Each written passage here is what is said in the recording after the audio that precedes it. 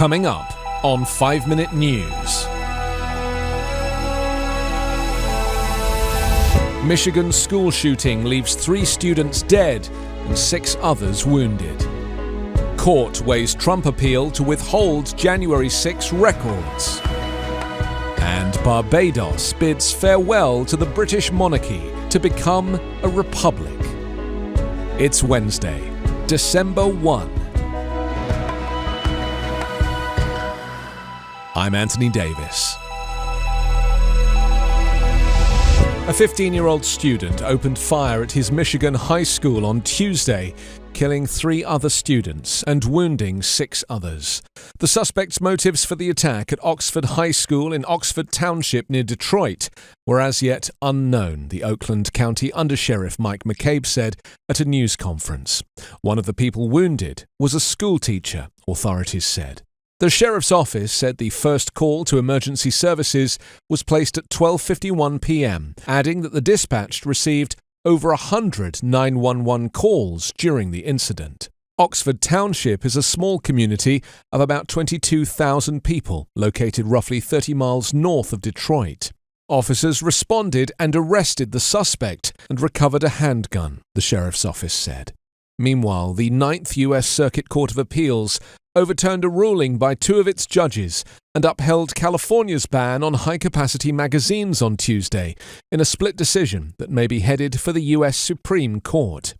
The 11-member panel of the San Francisco-based court acted after 2 of 3 judges on a smaller 9th Circuit panel last year ruled the state's ban on magazines holding more than 10 bullets violates the U.S. Constitution's protection of the right to bear firearms.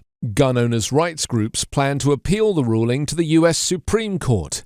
They have been trying to get firearms cases before a high court that leans more to the right because of appointments by former President Donald Trump.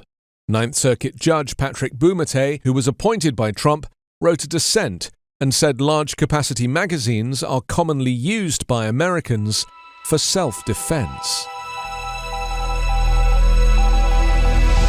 A panel of judges on Tuesday questioned whether they had the authority to grant former President Donald Trump's demands and stop the White House from allowing the release of documents related to the January 6th insurrection led by the former president's supporters. But the judges also noted that there may be times when a former president would be justified in trying to stop the incumbent from disclosing records. The U.S. Court of Appeals for the District of Columbia Circuit heard arguments from lawyers for Trump and the House committee seeking the records as part of its investigation into the Capitol riot. Trump's attorneys want the court to reverse a federal judge's ruling allowing the National Archives and Records Administration to turn over the records after President Joe Biden waived executive privilege. The National Archives said that the records Trump wants to block include presidential diaries, visitor logs, speech drafts, handwritten notes concerning the events of January 6 from the files of former Chief of Staff Mark Meadows, and a draft executive order on the topic of election integrity. The judges sharply questioned both sides and challenged them with hypothetical scenarios. To Trump's lawyers, Judge Patricia Millett suggested a situation where a current president negotiating with a foreign leader needed to know what promises a former president had made to that leader. The incumbent might seek to release a transcript of a phone call or other records from the previous administration for national security reasons, the judge said.